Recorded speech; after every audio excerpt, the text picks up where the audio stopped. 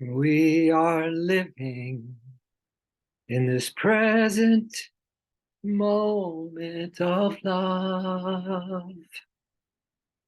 No more past, only this beautiful now. We are living in this present moment of love. No more past, only this beautiful now. Oh, love, love, love, this present moment of love. Love, love, love, this present moment of love. Oh, love, love, love, this present moment of love. Living with you, oh Spirit, in this moment of love.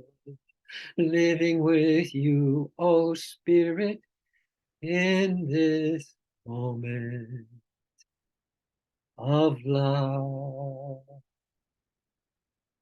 For those who feel so inclined, place your left hand on your heart, put your right hand over that left hand, and be absolutely enthralled with the heartbeat you may feel. The fact that the lungs are so close to the heart is because when we breathe in the beloved, when we breathe in that breath of love, when we breathe in that breath of peace, breath of stillness, that we are breathing in with all the love we have in our hearts. And we take big sips or little sips, but the most important thing is that love is with us always. So feel again that presence. And where your treasure is, my friends, is where your heart is. So see if you can just intuitively, or just let it come. Let it come from a deep, beautiful, soulful place in you. What is your treasure? What is it that you want to always have as a treasure in your heart? Could it be the beloved? Could it be God's love? Could it be the beautiful light? It all will take you to the same place. Because where that your treasure is, there your heart is. So let's place the beloved there. And let's just look gently up and in to the point between the eyebrows. Imagine a beautiful light as you hold your hands and feel that beloved in your heart as a divine lover of you, as a divine indweller in you, as a soul reality in you. And then relaxing your face, cheeks, and tongues and gently looking up, let's just perceive a beautiful light, multicolored light, if you wish, spherical light, a fountain of unchanging sensations, divine sensations of bliss, of calmness, of beauty, of joy. And we're melted together.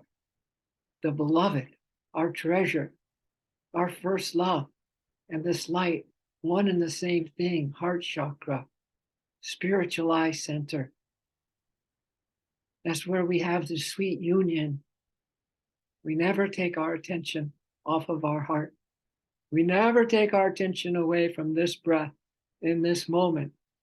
In this breath takes me to my heart where you, my beloved, are waiting. Do you see the hookup? Do you see how everything is so accessible for us? And feel the union. Feel this divine ecstasy. Feel the oneness, bliss ongoing, the supreme goal, spirit unmanifest, beyond all creation. And right here, right now, while we're in these body suits, experiencing this the divine exaltation, we're exalted in a high state right now. Let's hold that. Let's maintain that. Let's reclaim that, my dears. This is a very important moment, as are all moments. Let's receive a breath together and just say, I love you, to that beloved inside your heart. And as you exhale, thank you. Let's inhale, I love you. Say it to the one love that is always there and always here, individualizing you and also omnipresent everywhere. And as you exhale, thank you. And really mean that thank you. Without life in the body, inhale and exhale, thank you. Without life in the body, we realize that it's all spirit. That's what the near-death experience, that's what transition's all about. That's what yoga meditation is all about. Let's don't take for granted this moment, my dears. Breathe in, I love you. You're talking about the omnipresent love, the love that's always. And thank you. Because without you, I have no feeling of any positivity in my heart at all. With you, I have it all. One more, breathe in, I love you. To that one beloved that lives with you, inside of you, is you. And exhale, thank you. Thank you that I just put my whole attention on you, beloved. That in this breath, in this moment, I couldn't be closer to separating out from all my humanness and merging in the light and feeling the energy withdraw from the senses and start to move up the chakras. And I'll know beyond a shadow of a doubt that I'm not this body which is born and passes away. I'm not even the energy in it. And quite frankly, I'm not even the consciousness in it, although the energy and the consciousness are much higher than focusing on your body. I am eternal spirit, one with the great I am, pure spirit. And let's take a big breath, and as you do, squeeze all this chi in your body, and exhale, relax, and feel everyone. Thank you so much for joining this morning. It's definitely a powerful morning. And again, I want to reiterate, we talk so much, don't we, about the present moment. And it means something to us each time, I know. And it feels good and it feels right. And you realize too that you cannot be in this present moment with full attention in your heart with the beloved, being in devotion, and have your mind or your desires anywhere else. You can't do it. It doesn't work. You can't be two places at one time unless you're a realized master, right? The eternal now is right here, right now. To experience love, you'll have to be resonating with love, a desire for love right now. And that's why the gratitude is so important, because the gratitude says, thank you, Lord, I cannot do anything on my own. And when I do leave this body, I'll realize that the senses, the will that I had, all the things that this body could do, what it has gone through, and on, has nothing to do with me. Not a thing. And so I want an NDE right now, a new dimension explored. I want to feel what it's like to be energy and light. And then I can let go of that attachment. Then I want to feel what it's like to be pure consciousness. High, beautiful, divine consciousness. But even that I'm going to let go until I am in the ecstasy of the oneness, everlasting bliss, ongoing. Forever and forever. All right. So go ahead, if you had your eyes closed, open your eyes. I'm so happy that you're all here. And I'm going to jump right on in. We may finish this section on the, how to prepare for your transition, how to prepare for death. If not, for sure next week. But we are actually on that verse, which is verse 10. For Krishna is talking about the time of death, the yogi reaches the supreme effulgent Lord. If with love and by power of yoga, he or she fully penetrates his life force between the eyebrows, the seat of the spiritual eye, and if she or he fixes his mind unwaveringly on the being who, beyond all delusions of darkness, shines like the sun, the one whose form is unimaginable, subtler than the finest atom, the supporter of all, the great ruler, eternal and omniscient. Shall we go on? Shall we go on? There are no names, but there's many names, endless names that you can put on that divine supreme spirit. Go for it.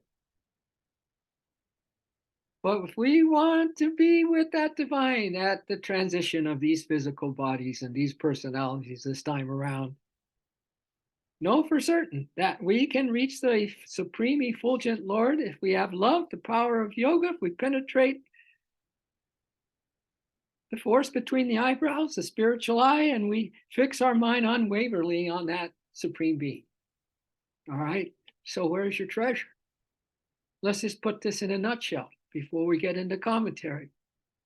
Wherever your mind is, there goes the energy. Wherever your treasure is, your mind is. And that could be on material things. That could be on just a habit of worry. That could be on just the habit of thinking of yourself all the time or whatever, right? That's, if you're thinking it and you're repeating it, then it has value for you. You may not think so, or you may not have thought of it that way, but it's your treasure. And then your heart is there. Now we're talking about you can only be in the present moment at one moment at a time. One I love you and thank you at a time. Do you know the whole game is one right there? If your full attention is on this I love you, to the love that is everywhere, everything, you know, all the aspects of love, the divine love, eternal love, and the I thank you that, Lord, you are that. So the thank you is one of, supreme hallelujah. Thank you for this love. And if we have forgotten to remember God, it's a thank you for helping us to remember God in that present moment. Or it's just another step in trying to get rid of this entitlement that I'm able to move my body or do anything in these physical bodies, because the transition and preparing for this transition called death is that we don't have the use of our will. We don't have the use of our minds, our thinking minds. We don't have the use of the body. We don't have the sensations. They're dead. They're gone. And you're this ball of energy moving up the spine and out through the spiritual eye. And then you are the divine causal consciousness. And then you are poof, off the grid, baby. One with the Supreme Spirit.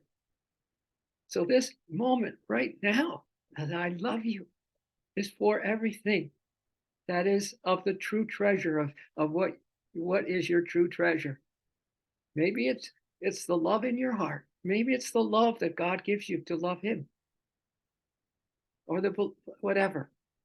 But you treasure it and you have it, and it goes along with that breath. They're one and the same. Pranayama. Why is pranayama the fourth step of Patanjali's yoga? It's because those lungs are right here next to this heart where the divine beloved lives. And so you want this to be a breath of love. You want it in the now with no other distractions. And then don't forget this, that we need help in all of these chakras. Have you asked for help lately? In AA, the HELP is his or her ever loving presence. Best outcome ever. Help. Ask for help.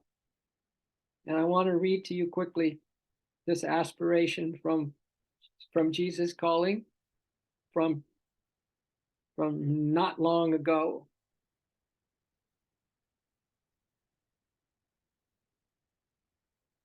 Come to me. Oh, wait, maybe that's not it. Wait, but come to me. That's good too.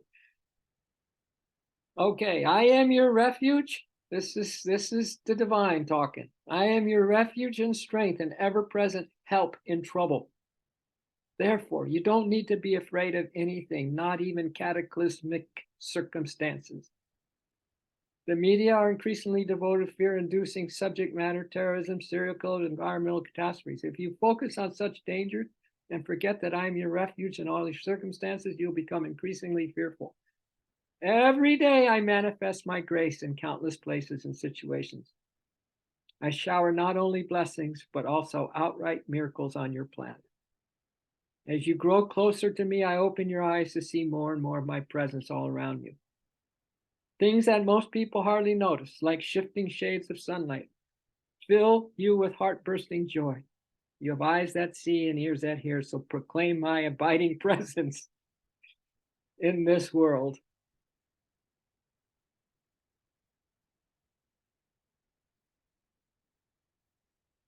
All right.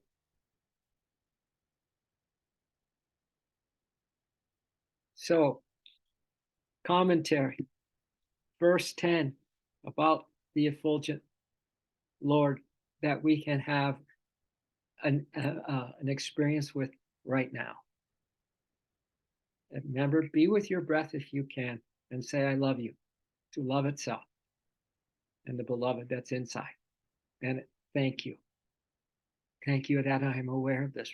You are all I want, Lord. I love you. Thank you. I love you. Thank you. Be doing that as I read this commentary. Pointed out in these verses, no, actually, where we start is page 725, where we left off last week. To attain the Creator, Krishna tells us in this passage, the yogi must completely penetrate her life force through the single or spiritual eye. Now listen, when we are practicing in the different chakras, these divine vortexes, we're going to get an understanding of those too, coming right up. I want you to know that every time we put our devotion and love into that chakra, and if we are focusing on our mighty souls at our first chakra, we put all of our faith also. And but we feel it here. We always bring our feeling of what is that divine presence in each chakra. We have that going on in our heart. And then we have some like a magnet pull of this light that's pulling everything into oneness, because this is the unity center at the spiritual eye. So we have the beloved in our heart. Let's say it's the soul, your first chakra. All right, the soul power. We're going to need that soul power when and all of these, and all these qualities that you have in each one of your chakras to help, to ask for help, ask the soul for help, ask the next one, Divine Mother, for help, ask Krishna for help, ask the beloved itself for help, ask the masters for help, each one individually and collectively, because we're going to need the whole force. We're going to need them all to penetrate the spiritual eye. All right? Ask for help. You cannot even attempt it on your own, my dears. That's a big trap a lot of devotees fall into. They're still trying. They think they have to do it. It's very depressing if you go that way. You'll feel like you ain't going very good, right? And then you might be judging it too. So we want to ask for help continually. Ask for God's help. He's beyond ready to give you more than ever that you could ask for. All right. This seat of omniscience in man and woman is referred to in the Bible. And here's the quote. And he or she that overcometh and keepeth my works unto the end. Well, every day you guys are having victories and overcoming something. There is no little. Everything is super important. That's why this moment is really the super most important thing, because if your mind is anywhere else, we don't have We don't have the door shut. The entryway into a possible higher state of mind and consciousness we can't have, because we're not in the eternal now of the present moment of love. We're living in this present moment of love right here. So you have victories every day, right? So if you keep with your good works till the end, and you overcome the little things to the end, I will give you power over the nations, and I will give you the morning star. This is our part four of this, this star of wonder, star of light, star with royal beauty bright, eastward leading, still proceeding, guide us to thy perfect light. We three kings and queens, right?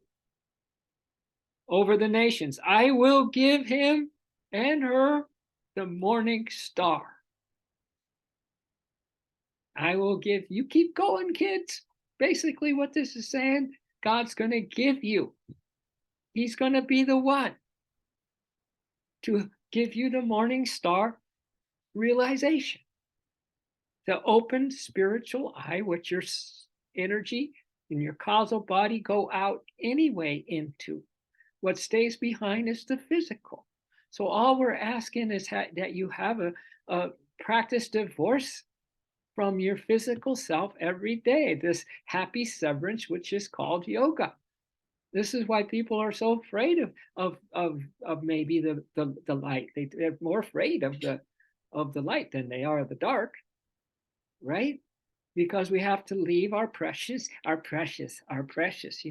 attachments behind. You don't even have. So when you say thank you now, after we say I love you, that thank you is thank you that, Lord, that I can even digest this food. Thank you for this food. Thank you for this footstep. Thank you, thank you, thank you. We have so many thank yous done with devotion and regularity now to get over the entitlement that we have, that today we feel that, you get bummed, if you're not feeling so good. You get maybe frustrated. I know for me, it just takes a little while to get dressed in the morning, a little longer than need be, or if it takes a little longer. And so if I get frustrated on that, I'm missing the whole point. Certainly not in the present moment of love. But if I'm in the present moment of love and I say thank you, then I really start to understand that I'm always in ICU, intensive caring unconditionally of Divine Mother, and I'm always in her dependent living, that she is the one moving me. I'm always in her Moby, she's carrying me, and that I can say thank you now and really mean it, that thank you that that you're walking me, Divine Mother. Thank you for the sun that's on my face right now. So we come back to these simple basics if you want to penetrate that spiritual eye. But like in sports, you got to get really good and practice those basics over and over and good, because the morning star will be given to you. Christ thus assured St. John of the divine reward for those who are faithful to the end, unto the end. The morning star, or the star of the east, is the spiritual eye in the Christ or Kutasha center of the forehead, which is the east. The forehead is the east, a microcosm of the creative vibratory light and consciousness of God.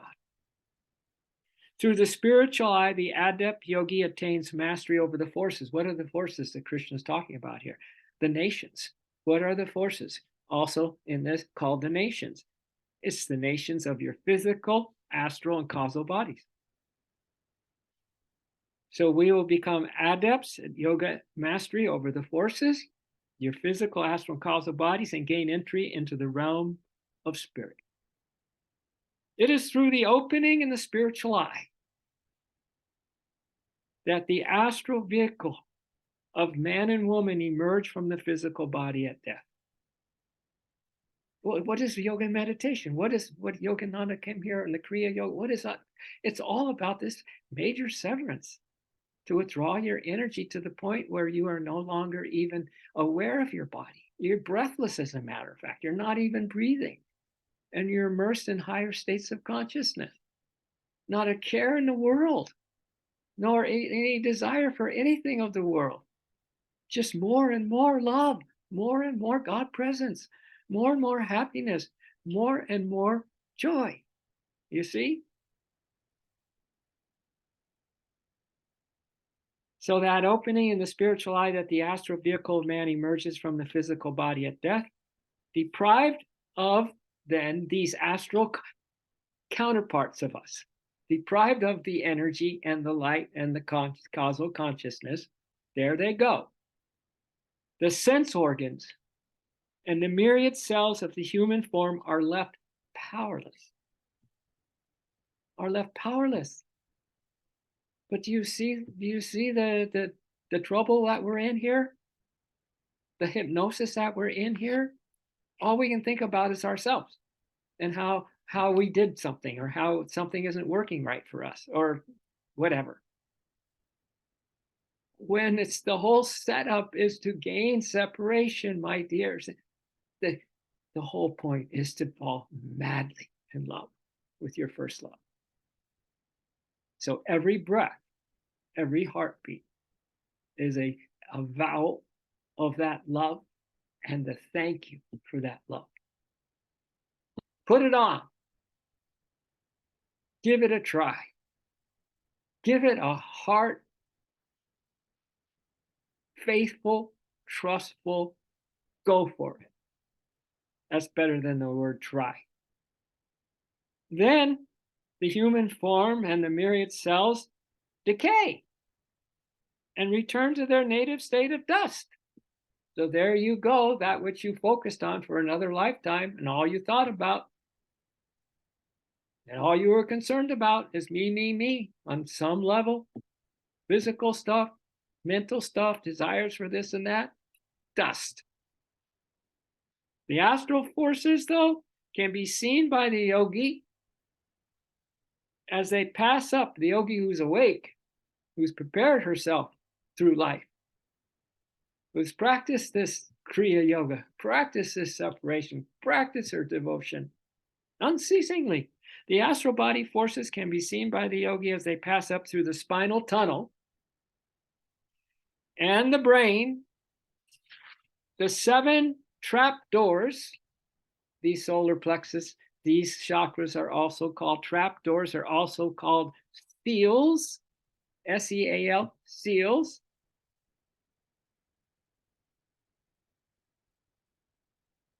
Of the plexuses, the trap doors or the seals of the plexuses, and enter an astral form.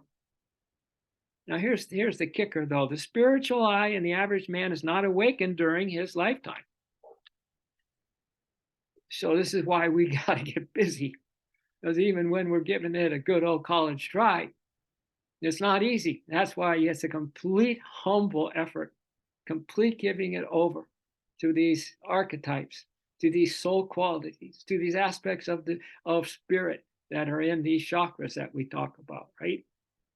And I mentioned 3 of them last week. The help that we get from this luminous being that we'll see when we transition, and those astral counterparts of us depart, and the other parts of us that usually will doubt and all that stays behind, right? There's this beautiful presence, this all-pervading presence that greets us, one of the first things that happen when we leave. That's why we want it to be the first thing that we focus on when we close our eyes and begin our meditation in the morning. That we're just embraced by this amazing, divine, loving presence. And you choose what that presence looks like. In fact, you can choose what they say that the great ones, when they visited disciples, or they manifested for them, they come as this form of light.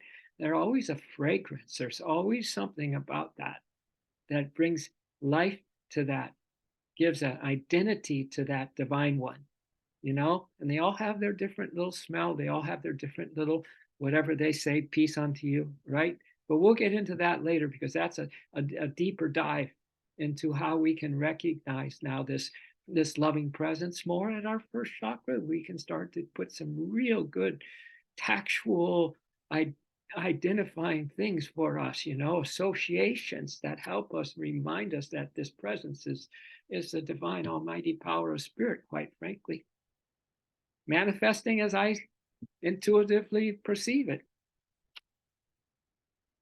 But it's not awakened in this life, right? Therefore, we're not aware at death of the passage of the astral body through the plexuses. So that line in itself, we're not aware at death of the passage of the astral body through the plexuses. We're in probably just a deep state of fear. What's happening to me now? And regret, right? And oh my God, then comes the thing that I maybe had aspirations to get closer to this experience, but I didn't stick with it, So there'll be some regret there. So it's so important that this for sure is training day and a training life to prepare for this transition, because it's absolute yoga as Krishna teaches it, as Patanjali discerned it, how Yogananda lived it, right? This is why it is yoga. And it's not something that is about funerals and dying. It's about living. It's about joy. It's about more love that you could feel in your heart today than ever before, and a peace that surpasseth all understanding. An unconscious person who is carried from one place to another does not notice the stages of his journey. Similarly, the ordinary individual does not see her or his life energy being freed from the physical vehicle at death and manifesting itself as an astral form. Therefore, at death, usually man and woman is overcome by fear at his strange experience, that of gradually finding himself or herself unable to feel, express her will through a physical body. This is why this I love you right now. There's such a difference in saying a rosary and you're just going to count the beads and just do your whatever, how many it is, versus a bead, one bead. I love you. Thank you. And get deeper with it each time you say it until you really, really mean it. And when you really, really are sincere and humble, you'll feel it. Each time it will have a new experience for you. Subtle, yes, but that subtle grows. And it becomes something that becomes the reality for you.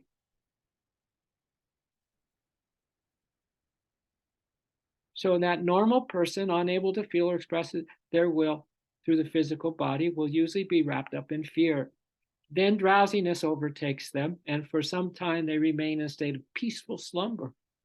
Awakening from this sleep of death, much needed after the hard trials of life, he becomes aware of his encasement in an astral body, one whose tissues are made of light. Amid the new beauties of the astral world, he forgets the whole of his past physical experience.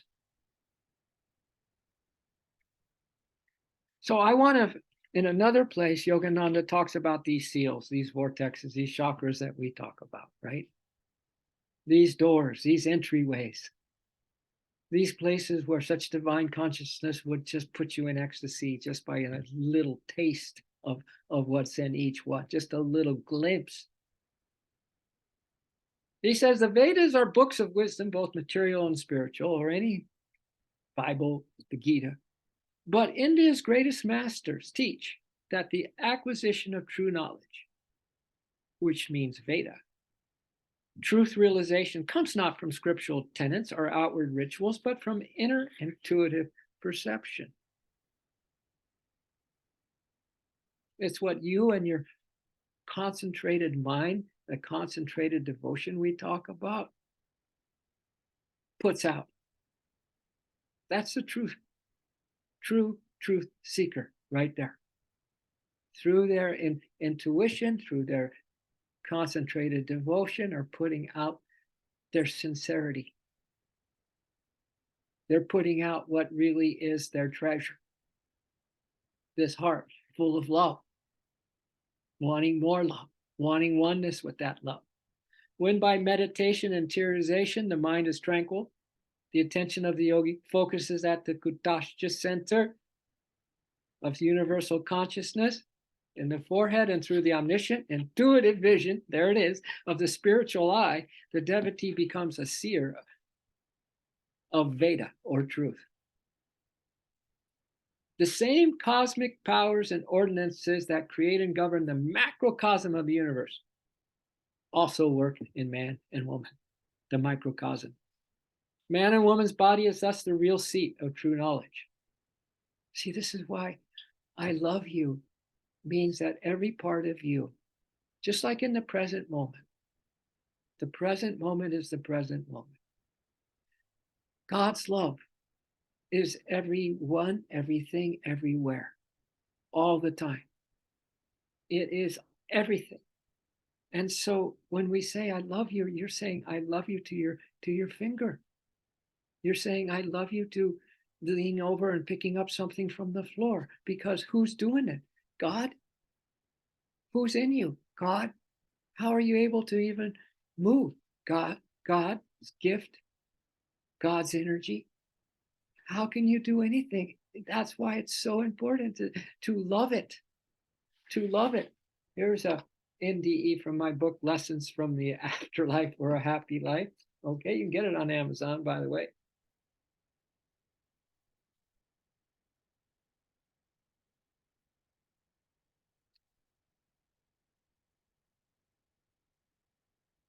Oh, here I go again. Searching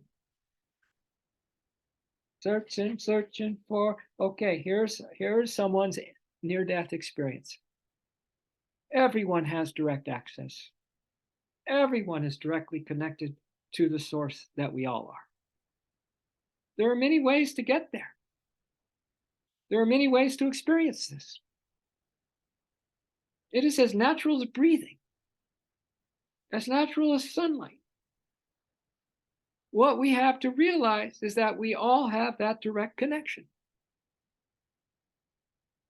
Some can do it through meditation, some through song and dance.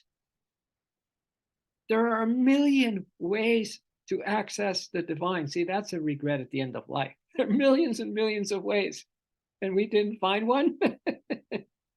Right? Really? And no one is ever cut off or ever will be cut off from the source that we come from. To really focus it, we must, and this is the lesson I had to learn. You must come into a space where you love your life. And then everything can flow. Love everything about yourself. Constantly, I love you. I love you. This is to God, right? Anything that can happen is called, accept, embrace, and love what is. Another way to say it. But that's why I love you. And then the thank you that comes from, and it will grow into such a blissful experience too. That thank you that comes because now you're using that I love you for the deepest purpose of your existence. And the thank you is going to have such a lift, another lift for you, another thing to bring you up, lift you up higher and higher. So, and then while I'm here, why don't I just read to you? So it's how much love is in your life, my dears. Okay? Keep it simple. I love you. Thank you. And that goes up with the breath. I love you. Thank you. Because as soon as you're not loving in a present moment, you're off. You're gone. You're not in the present moment. Only love can put you in the present moment. The mind can't. The mind does the opposite. It might tell you that it's doing a good job at being, but look at all the multitaskers. It can only be focused on one thing at a time. So this is because now we're going to be talking about this tunnel. It's one of the experiences that all the NDE experiencers have, the tunnel. A tunnel was forming, opening like an eye. This is from my book, Lessons from the Afterlife. A tunnel was forming, opening like an eye of a hurricane and coming toward me. It did not seem like I was moving in the least. Rather, the tunnel came to me. There was a sound of bells, the chakra sounds, as the tunnel spiraled toward me, enveloping me. Soon there was nothing to be seen. A tunnel, only a tunnel that engulfed me completely. And the intensely beautiful sound of 7 chimes. Start to hear the Om, the music of the spheres too, ringing in rhythmic succession. I looked ahead into the darkness. There was a light up there. And I began to move toward it as quickly as possible. I was moving without legs at a high rate of speed. Up ahead, the light became unimaginably luminous. Eventually, it overtook the darkness and left me stranding in a celestial realm made of multicolored lights.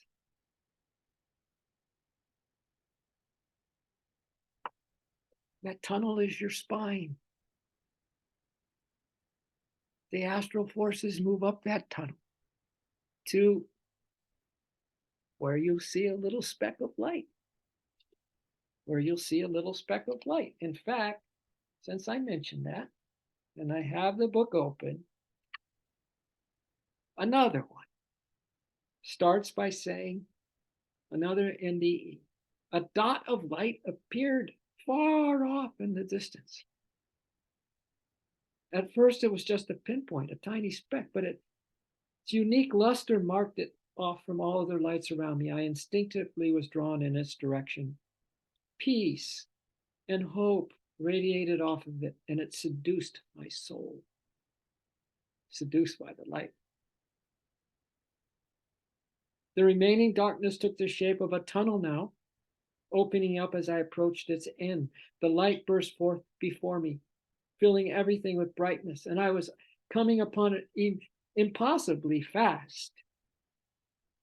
Oh my gosh, I thought, it's brighter than the sun. It'll blind me. It'll kill me. But it didn't. It opened my eyes and it saved me. Okay? So this is what we're getting prepared for now.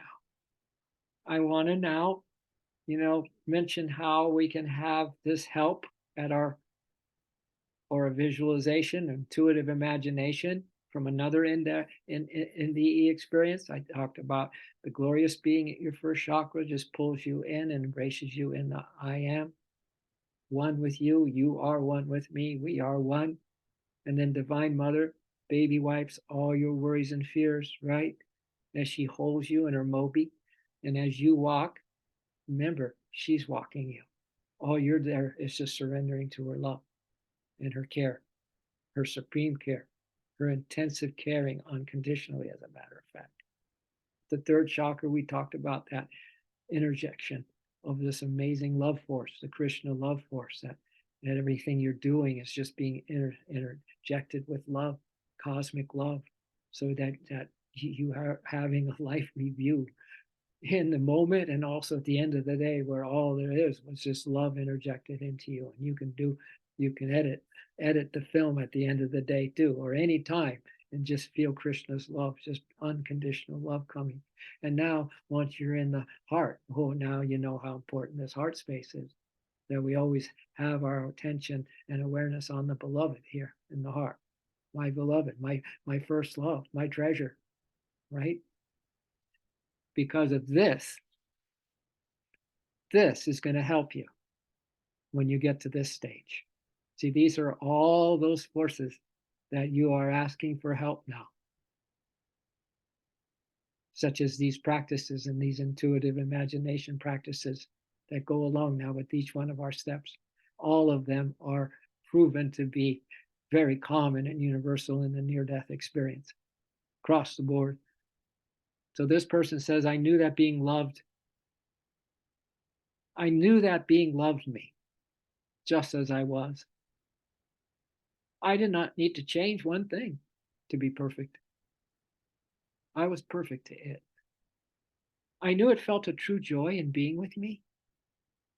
See, when you come to that light, your first chakra, luminous being, it's just when I'm saying this moment, this breath takes me to my heart, where you, my beloved, are waiting. It's not waiting, reading a paper. It's waiting with unspeakable joy for you, that you would even consider coming close into its presence.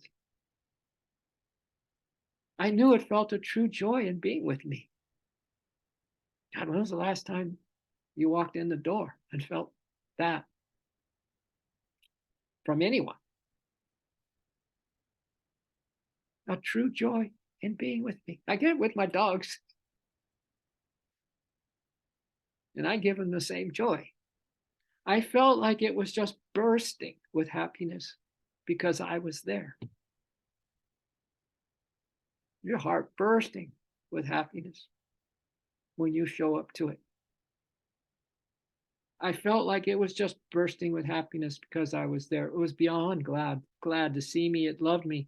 It thought I was just perfectly made and was thrilled that we were together. I repeat this because it amazed me. That huge and powerful entity made me feel like being with me made its life worth living completely. Supreme, the divine, is making you feel like its life as a divine being has been worth living because you made it worth living. Such tremendous love for us. I was giving it joy by just being there. How could someone or something I never even knew be so loving of me? How could it be so glad to be with me that it seemed like it shined brightened when I joined it? This is every time you come to your heart chakra practice.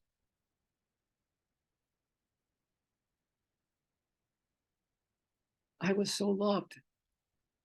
I was loved completely and just as I was, as all I was, small, confused, dead by my own hand. This particular person tried to commit suicide.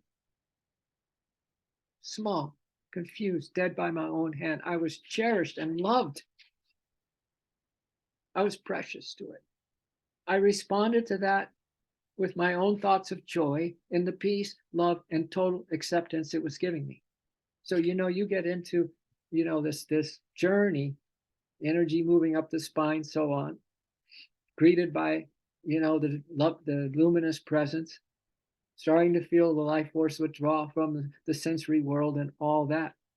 You immediately you're in a kingdom of a total radical acceptance of you and love for you and peace that surpasses all understanding. I tried to love it back with my little self. The being knew I loved it and that I was thankful for its love of me. Then it loved me more. I loved it more. I love you. No, I love you more. Oh, no, I love you more. Our practice. A cycle of pure love between us grew. A cycle of giving and receiving love. Right? That's a very important researcher discovered in his research, how important it is that giving and receiving love is really absolutely stellar when we get into these higher states.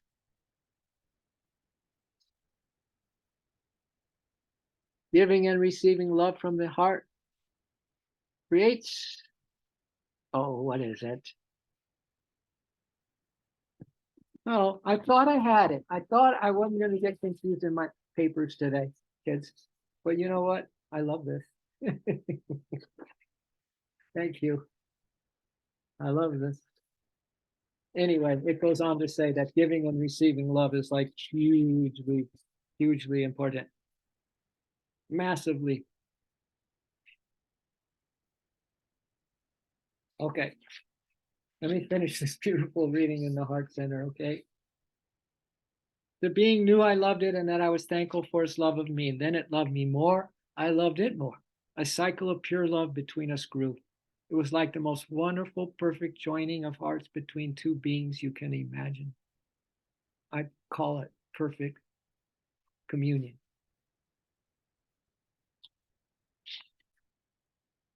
So when you get there,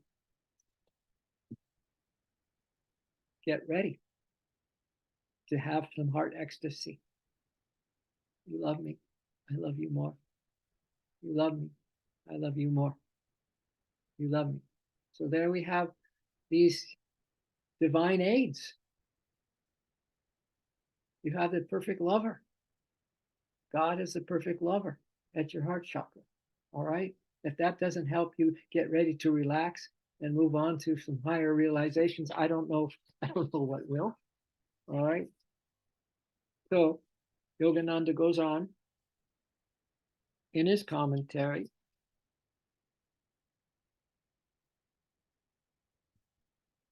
But the great yogi consciously observes through his spiritual eye the various phenomena of death.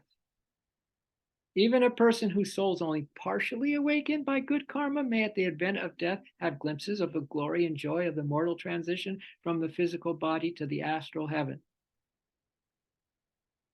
And now this is the footnote on page 726, where your SRF editors mentions the ND experience.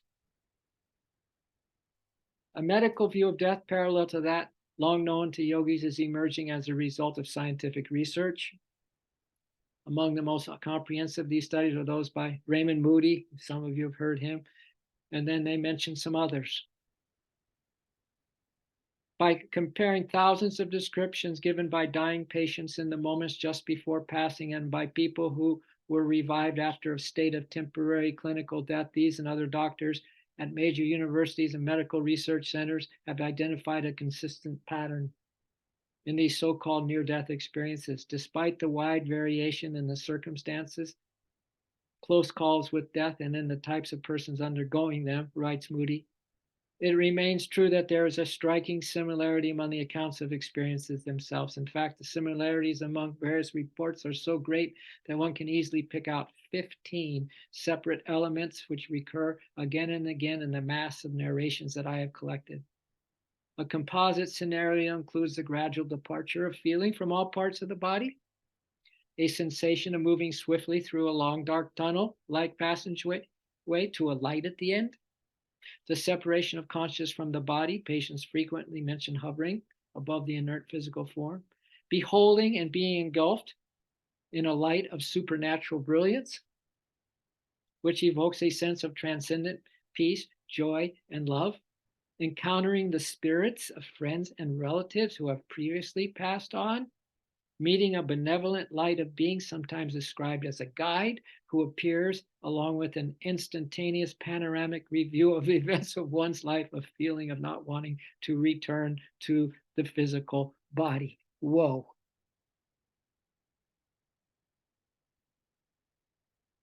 So when we get up to reading the Masters of Peace, we're getting really close to having a huddle. Because with this, the first greeting you get from the divine is this overwhelming sense of peace. This overwhelming sense of peace. So when we come to Yogananda in that fifth chakra, he's a Prince of Peace, called Christ is the Prince of Peace. And I want you to feel this, maybe even giving him some tactual things from your heart that bring a smell or a look, whatever, as he comes towards you, and maybe he says, "Peace unto you." I know Christ did that to his disciples. But you choose what that is. But I mean, be enfolded in the peace in this section, because the peace is the first thing that we need to really get completely smothered in before we huddle up with the team thus far. The masters, the beloved, Krishna, Divine Mother, and our own soul. We huddle up here because now we're going to get ready for that tunnel ride and that penetrating the spiritual eye. Because remember that morning star is yours. And now with the passion that's going to come to you, because you are not doing any of this work now. You're finally giving back. I can't, Lord, you can. It's yours. First step of becoming in sobriety and soulbriety is this handing over the whole obligation of everything to the divine, and your purpose is to completely immerse in a devotional, ongoing, every breath, every footstep. I love you. Thank you. I love you. I thank you. And then Sri Yukteswar, maybe he is like the Master Mushin, right? That all of a sudden you think of him and he comes and he just touches you on the head, and there's peace of mind. And Larry Mahashai, such an amazing yogi. And one look from him as you personalize him here at the fifth chakra in this interiorization step of yoga. I died beneath my mind. The step of yoga that Larry Mahashai represents deep calmness and deep stillness. And then let's bring in Babaji, because Babaji, kind of like the quarterback, any one of them could be a quarterback. But for Babaji, for me, he's the one that first of all sets me up here in this medulla oblongata. The masters of peace getting you ready to be. All this other stuff is wide awake. So this peace is like an eternal honeymoon with them. Honeymoon. You got she loves me. I love her more. She loves me. I love her more. Going on. You have the interjection of the daily life, the love being injected in scenes that you're in, scenes that you've gone through during the day, but you don't go. Remember, it's a day. At the end of the day, we are completely, hopefully, in the somewhere in the astral or causal world, right? But anyway, so we have the masters and everyone huddled there, because Babaji is somehow going to show us, first of all, that when we get to the medulla, it's the last place of the war between the Pandus and the Kurus, because you have the ego, manas, mind there, lodged there. It's its last effort to bring you back down and to forget the light that's the speck of light, right? That speck of light. And let me, if you don't mind, there's a pretty good little ditty on that speck of light.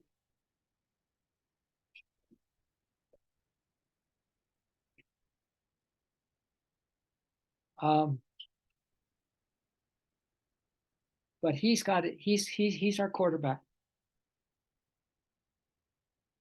He's our quarterback. He is. Okay. This is another NDE experience. At one point in my NDE, I traveled down into what you might call hell. It was not what I expected. I did not see Satan or even evil personified. My descent into the underworld was a journey into each person's customized human misery. Ignorance. It was filled with the sorrow of not knowing. It seemed like a miserable eternity. However, all of the millions of souls around me had a little star of light, always available. But no one seemed to pay attention to it. Instead, everyone appeared to be caught up with their own grief trauma, and misery. Finally, after what seemed like forever, I began calling out to that light the way that a child would call to a parent for help. Just like we're going to call for help on everything now, everything, especially these divine teachers that we are, these guides that we're putting, these great beings to support us and do all the heavy lifting. The next thing I knew, the light opened up and formed a tunnel that came right to me and insulated me from all that agony. The light came to me and transformed into a huge golden angel. Then I was taken up a ladder to the light.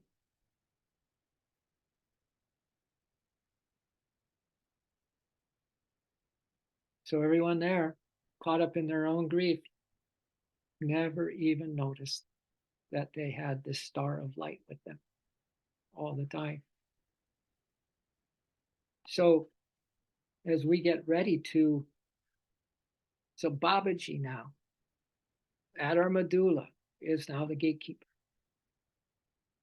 to this next practice of starting to really, with all their help, penetrate into the spiritual eye. This is where we, even before we do that, remember back a few sessions when the Gabriel blew his trumpet and we knew exactly what our next destination was going to be in the inner world.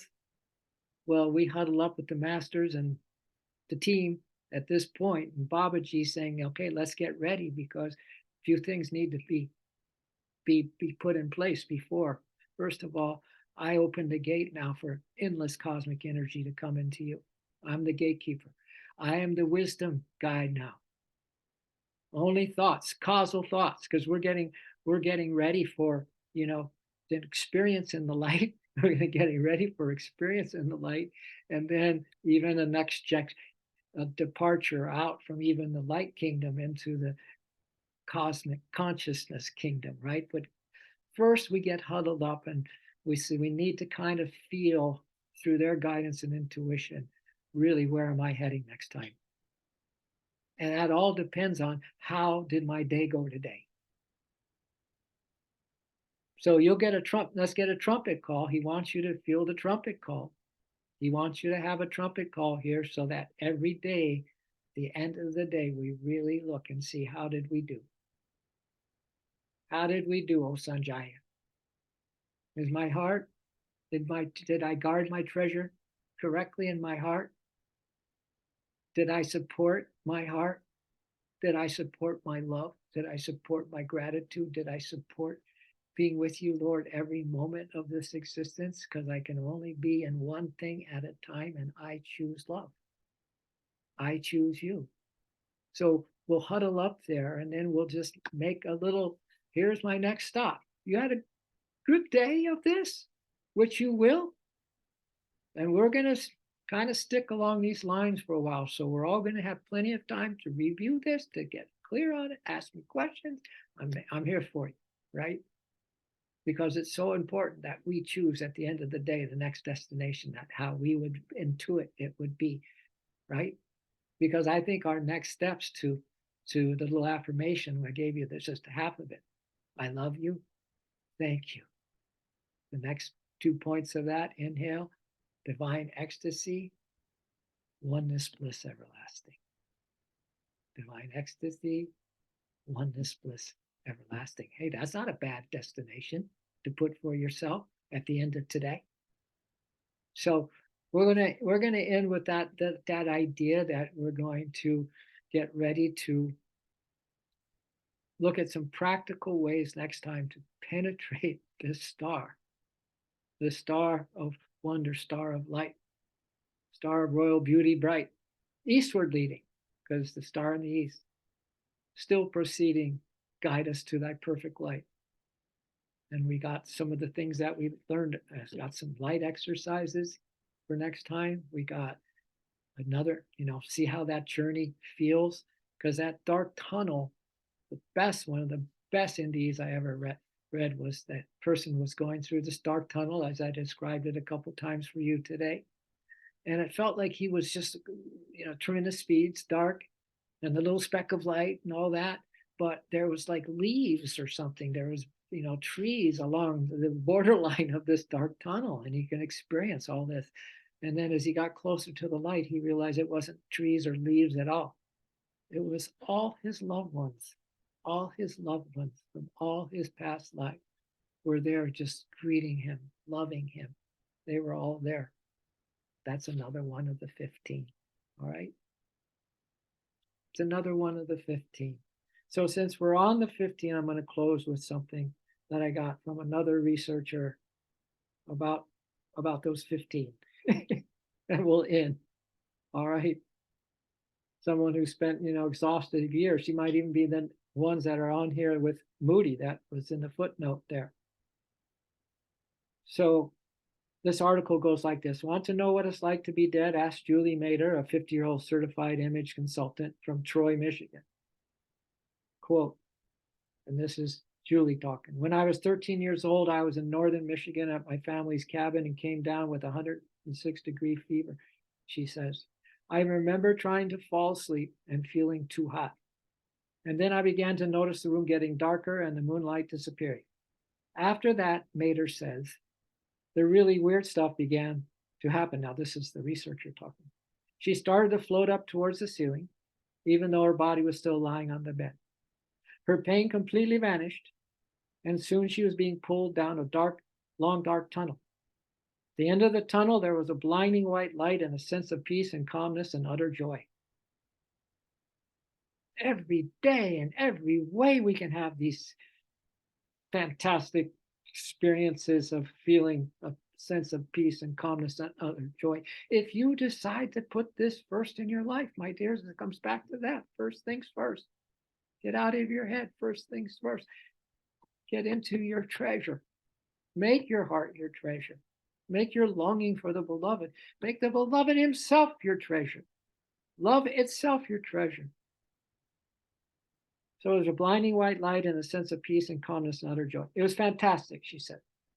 It also standard operating procedure for what Diane Corcoran, that's the researcher, calls a near-death experience, or NDE. There are 15 characteristics, she said, that are universal in a near-death experience. Oh, she's president of the International Association for Near-Death Studies. Some people will have one or two characteristics. Some people have all 15. Corcoran says, out-of-body experience are just one hallmark of an NDE. Others including the immediate relief of pain, a feeling as if you're traveling through a tunnel or to some other place, a feeling of being surrounded by bright light, and an overwhelming sense of peacefulness. Sounds like meditation to me. In addition, some people will see and even speak to departed relatives. Others will see religious figures. Still more have talked about seeing flowers and hearing music and being filled with a tremendous sense of knowledge. Not everyone has all of them, but we hear about these repeatedly, she says. There are also significant after effects. People will come back with a whole different set of values. When you get up from your meditation, whole another set of values. They'll come back more affectionate and altruistic and less materialistic every day, every way. They'll be more spiritual, although not necessarily more religious. And other researchers have said not one who has had a near-death experience has ever come back and been complaining, negative, pessimistic, not a one. So happy days, kids. Thank you so much for joining this morning. Listen, I somehow may have messed up, and this link that I send you every week, I think it got deleted from the source on my computer. So I think I'm going to do a whole nother one. It will look the same, and I think it will just have a little different passcode and all that. So come to you if you look, you go, well, that's not the one we've been using, but whatever I send you, let's go for that, okay? But thank you. Does this make a little bit of does this? But listen, this stuff, you know how life is. If you're not in the present moment, you're scattered. You got to buy. You have to accept that too. You got to, and so every time we scatter by not being in this present moment, it just makes this other the stuff we're talking about just kind of it doesn't have any punch, man. It doesn't have any juice to it. We can't leave now the beloved. The beloved never leaves us, right? We got to let go at some point, right? We got to completely give over our life to the one who's living our life, who is our life, who's guiding our life completely. Can you hear them? So we follow them, following you through my nights of darkness, following you through my days of gladness, following you all the way back home, all the way back home, all the way back home. Thank you, my dears. Have a beautiful, beautiful rest of your day. And we'll see you. We'll see you in the happiest day of our life, our combined life, shared new dimensions explored experience with all of us. We are connected. That's what they have experienced, many of them. That is, you are, everyone is. So thank you for making my day so bright, so filled with infinite love. All right. Don't be shy to take notes. Anything inspires you, let's get together and start collecting materials. And if you need some help, or you need a little inspiration or whatever, write something up on the Facebook page, or give me a text. All right. Forever love, says the Clarks. They have time on their hands now. They're retired in I was going to say Idlewild in Ashland, Oregon. You guys are all such beautiful souls. Love you till the end and beyond, and to bliss ongoing gasms. Spirit samadhi bliss. Love you all.